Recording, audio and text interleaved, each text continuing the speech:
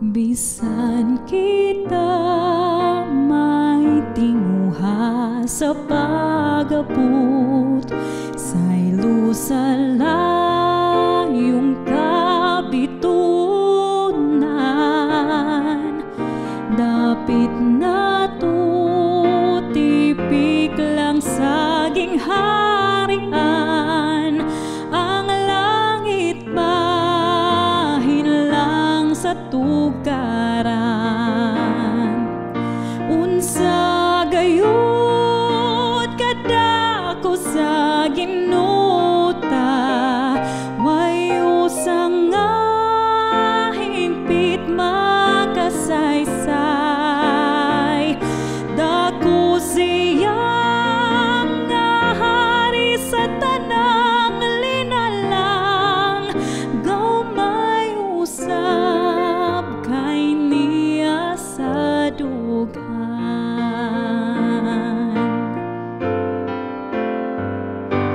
Ug ang liso mapatubo sa kabugnaw, sa tulugon siya makabukaw. Ug kanako tawagon sa kinabuhi, agalon ka nako nagtan-aw. Unsa gayud kadako sa ginuta, may usang nga hingpit makasaysay. Dako siya nga hari sa tanang linalang, gamay usab kay niya sa dughan. Dako siya nga hari sa tanang linalang, gamay usab kay niya sa dughan.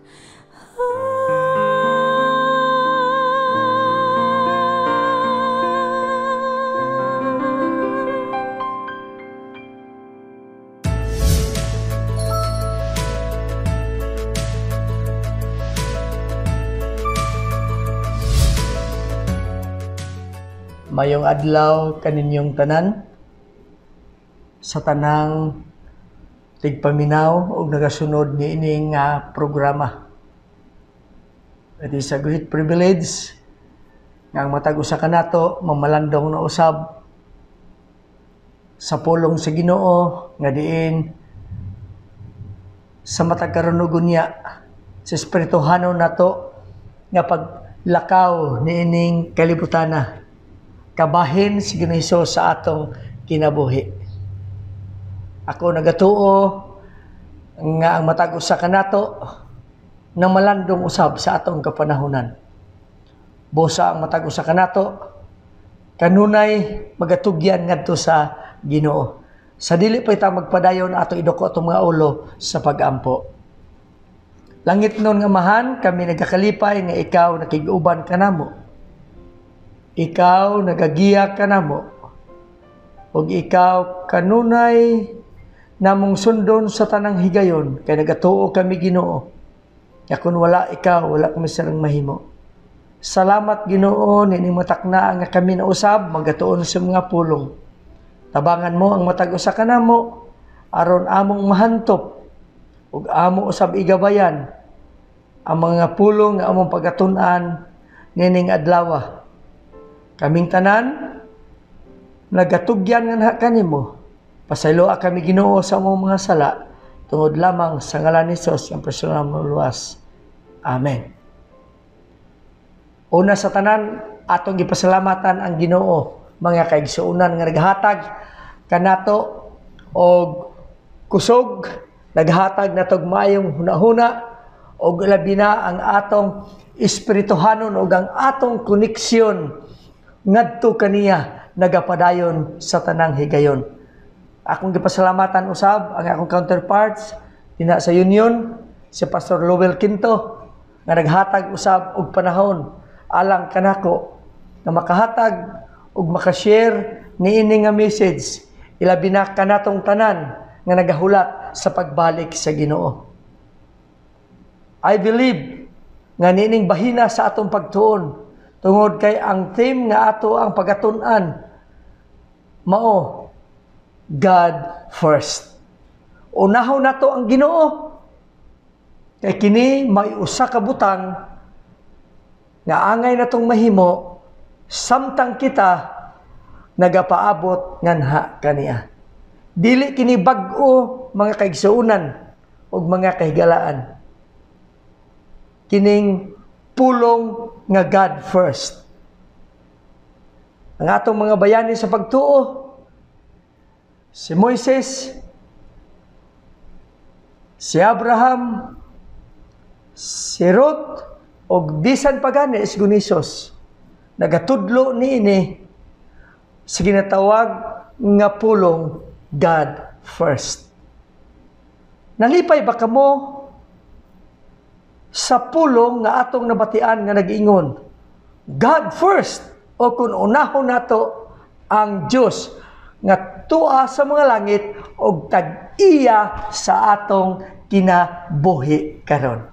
Di ba? Pagkanindot, pagkahapsay sa pulong nga gipahibalo sa matag usa kanato aron sa atong kinabuhi sa matag karon ug unya mahimo tang usa ka tawo nga ang atong kinabuhi atong gitugyan ngadto sa Ginoo og ilabi na atong giuna ang Dios sa tanan natong panahon tungod kay mao kini ang gusto sa Ginoo. Now, sa dili pa kita magpadayon mga kaigsuonan, kini nga istorya dito kini mahitabo sa Africa.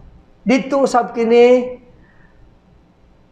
nabasahan ako sa ato ang Tights reading. Unya kutob sa nakabasa pinakamaayo usab kayo. Pero sa wala nakabasa maayo usab kay ako kini i-share nganha kanimo.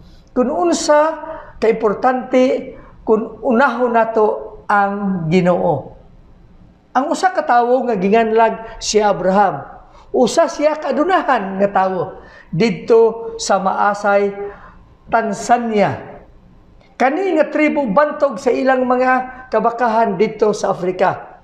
Walay labi ka bililhon sa mga taga Maasay kaysa ilang mga baka. Natural alang sa mga tawo sa taga Maasay nga muhilak sa kamatayon sa usa ka baka kaysa ilang pamilya. Nganuman, perting mahala, usa ka $1,000 ang bili sa usa ka turong baka. Purti no? Pero mauni ang istorya. Sa panahon nga natun-an ni Abraham, ang gugma sa Ginoo pinaagi sa Adventist World Radio. Nadesisyonan niya nga unahon ang Ginoo, no, sa iyang kinabuhi bisan man aduna kini nga sangputanan. Dito dayong panahona mihatag si Abraham og usa ka gatos nga baka ingon nga ikapulo sa Ginoo. Ang iyang mga silingan nagunahuna nga nabuang na si Abraham o gili kini nila masabtan nganong mihatag siya og usa ka gatos nga baka. Paghuman gayud niya og hatag sa usa ka gatos nga baka, adunay talagsaon nga nahitabo sa iyang kabakahan. Hibalo ba mo mga kaigsuonan? Ang iyang baka nanganak og kaluha o kung tambal. Sa English pa na twin nga mga baka. So mga ito'y pagkanindot, daghan kayo. So kasagaran, manganak ang baka, usa ra man gyud na ang iyang anak. Apan ang tanang baka ni Abraham, puro na kambal o kung kaluha ang ginaanak. O ginahatag ni Abraham ang usa ka gatos nga baka kanunay ug mas daghan na kaayo siyag baka ikumpara sa una niyang mga kabakahan. Nakuratan ang iyang masilingan mga kaigsuonan.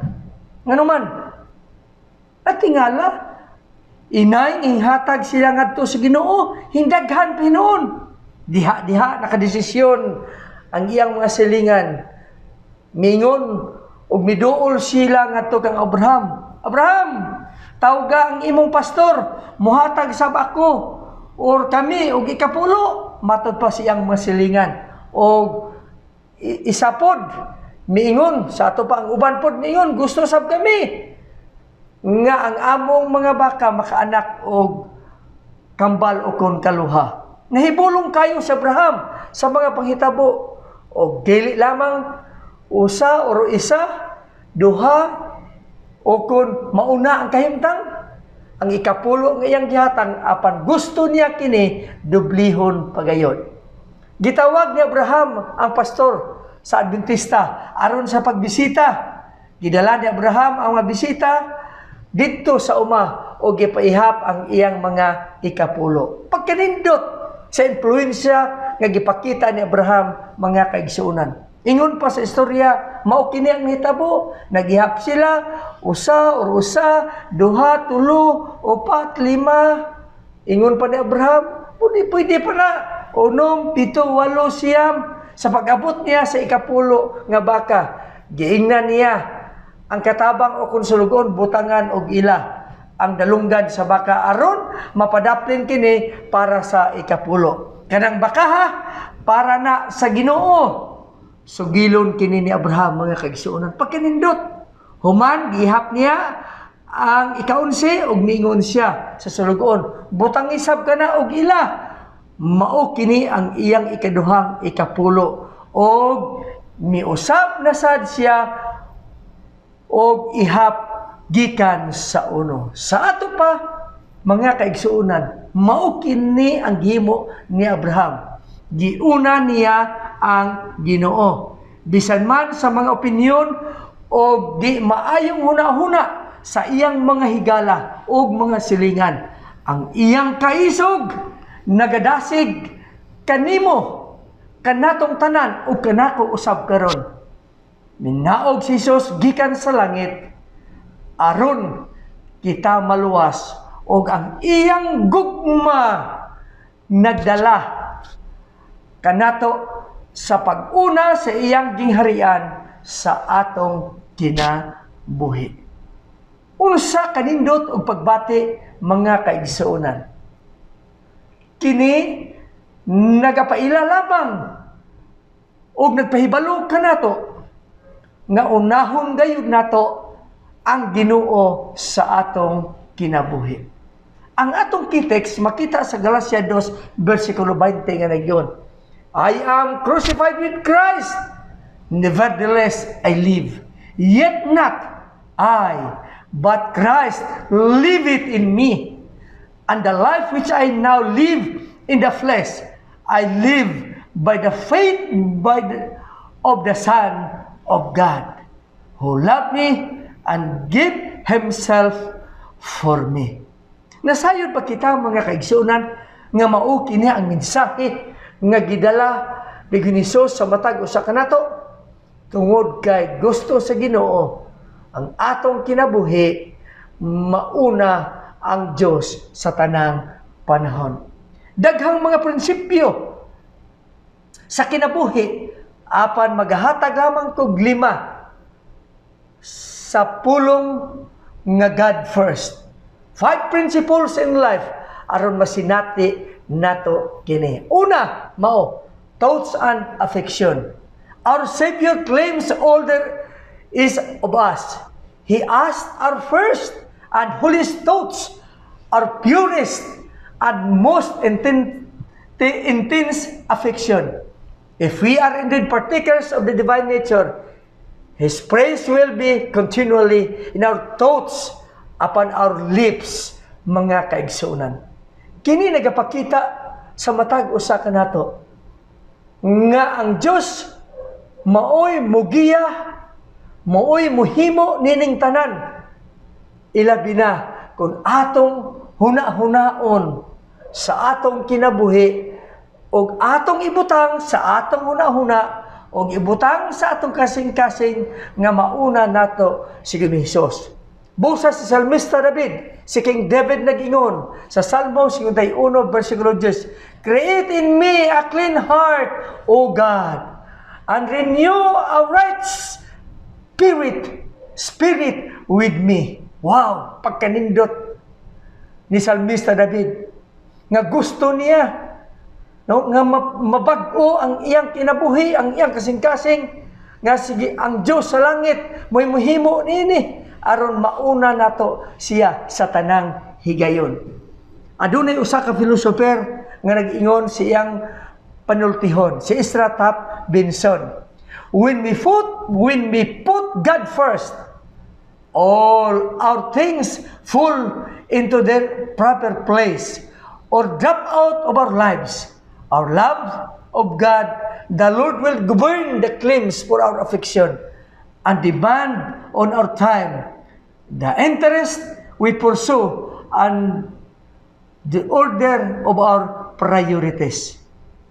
Kini nagapahibalo usab nga kung unahon nato sa Hesus, ibutang sa atong unahuna, sa atong mga kasing-kasing, nasayod na kitang daan, mga kaigsuunan nga ang Diyos sa langit, nahigugma sa matag o sa kanato.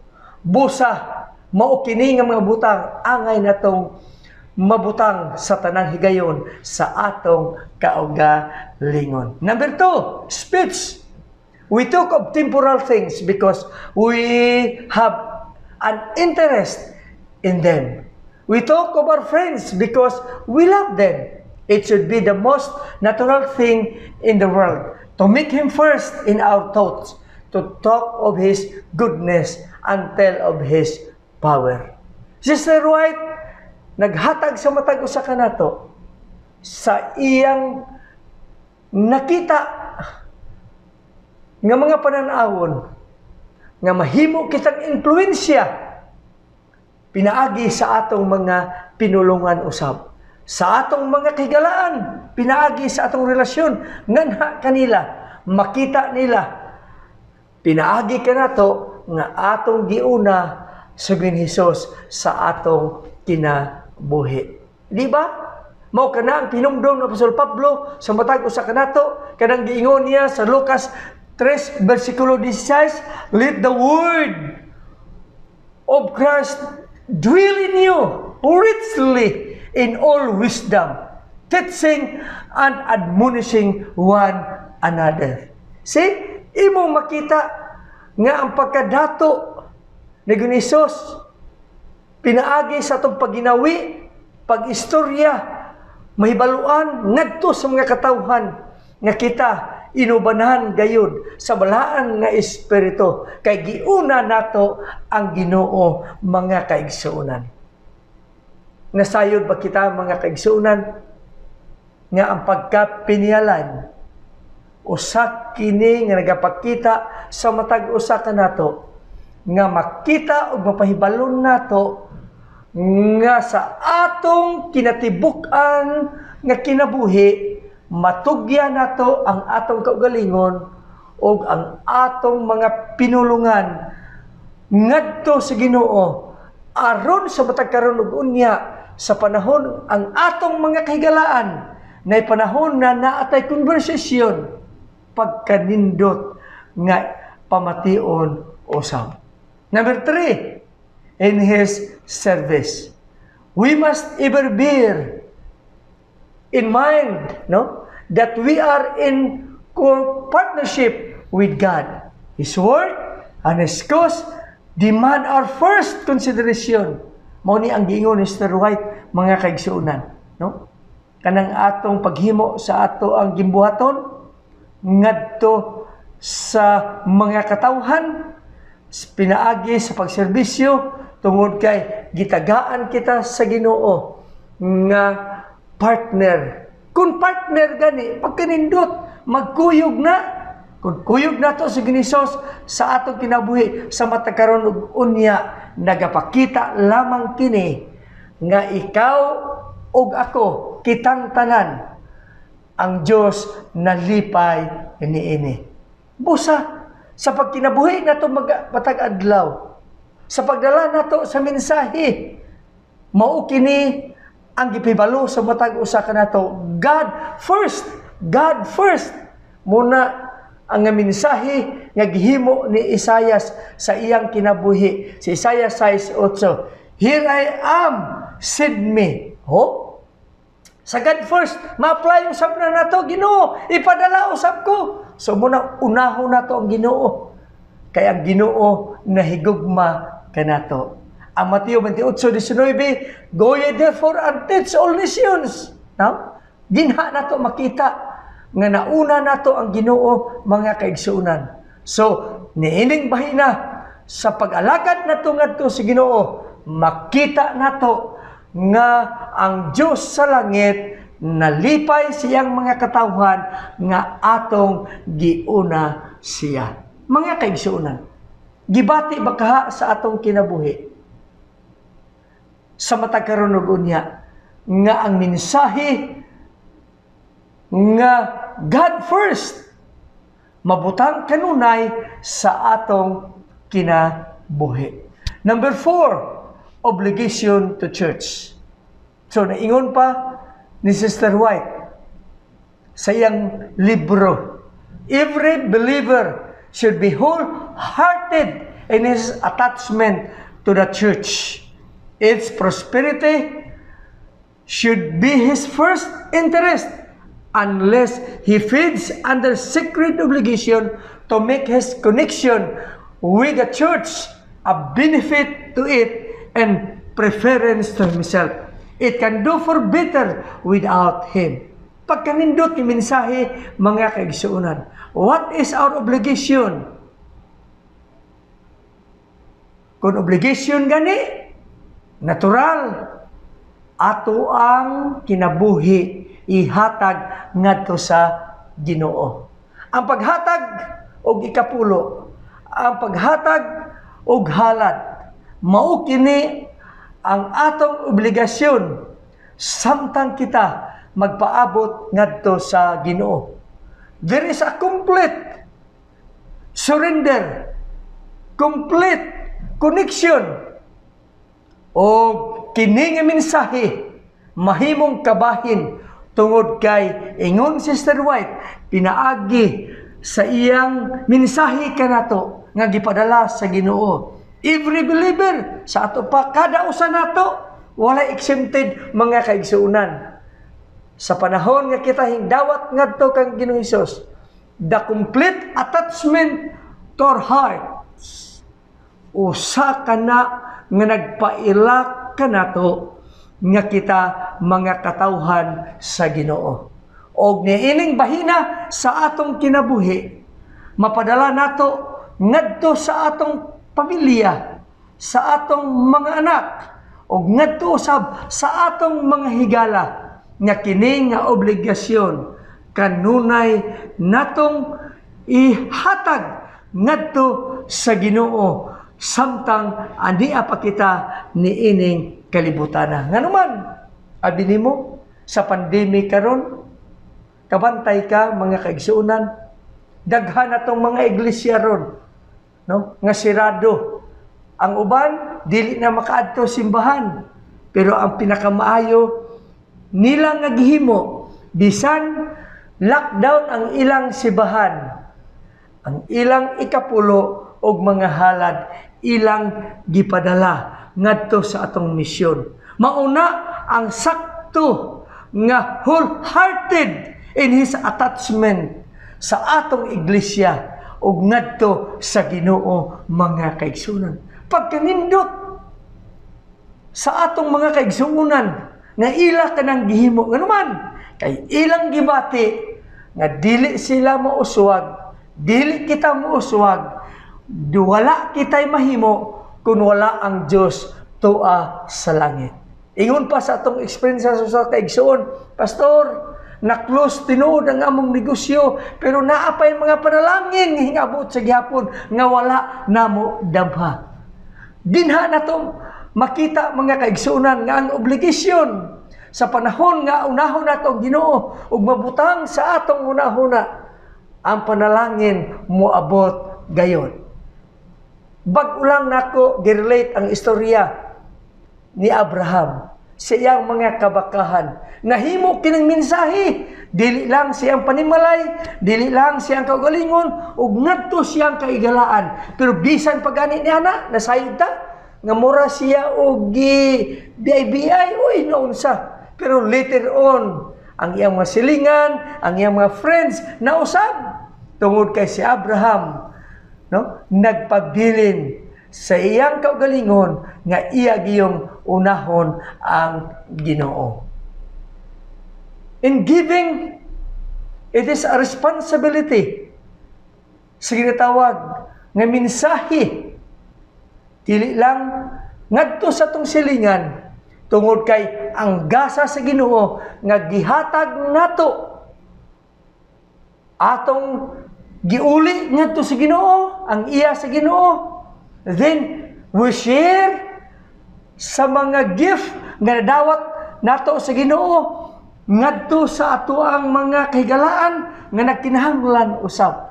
Mauusab kini ang bation usab sa atong kaugalingon nga ang mensahe sa pagtuo, ang mensahe sa paghatag motubo gayud kini kay ang Dios mo'y atong giuna sa atong kinabuhi.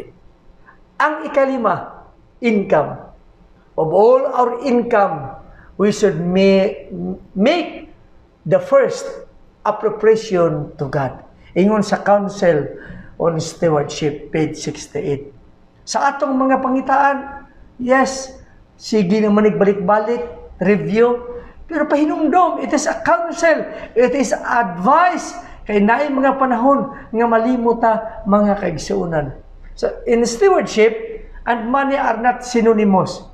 Stewardship means management of whatever assets are entrusted to us. Taken in a context, money and finances.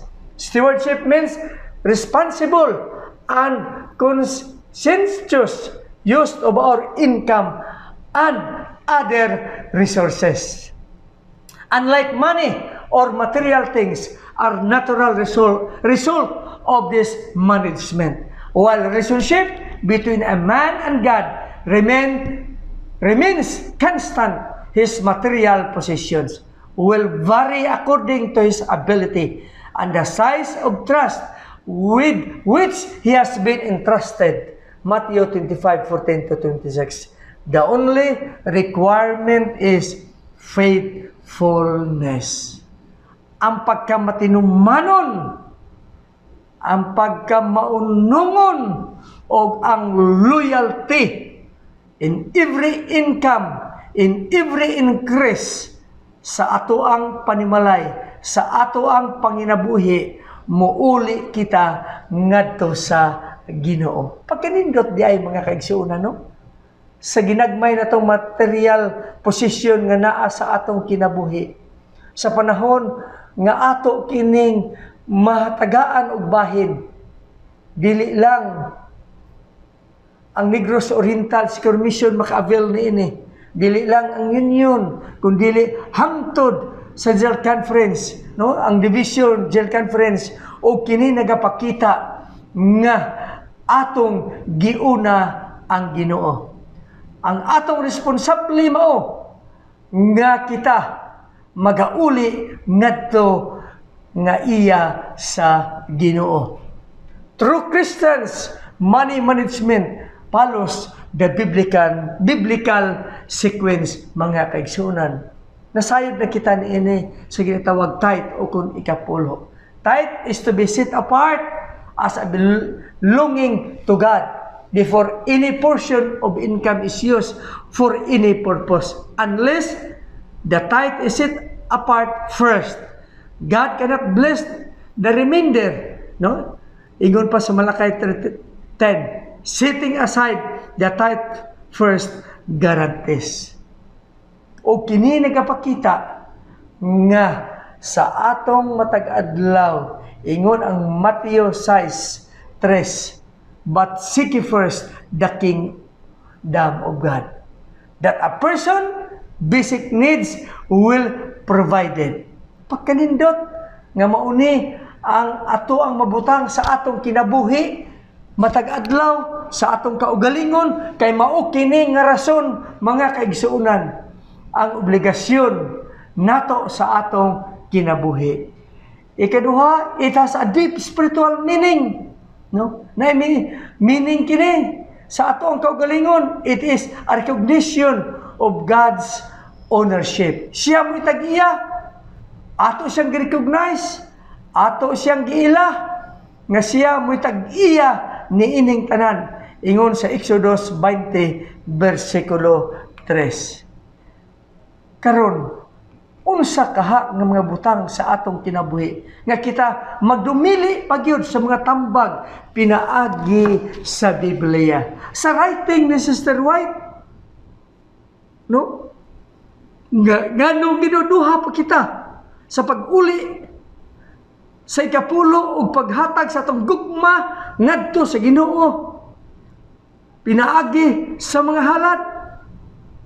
Ang Deuteronomy 14:23 nag-ingon, the purpose of tithing is to teach you always to put God first in your lives. See? Dinha na to makita mga kaigsunan nga ang tuyo na sa kapulo magatudlo kanato, magatudlo kaninyo, magatudlo kanako nga kita tanan mo unahon gayud nato ang Ginoo sa atong kinabuhi.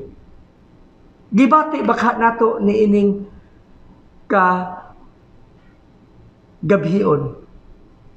Ang mensahe sa matag usa ka nato nga bisan pa ang offering or the next allotment of the income.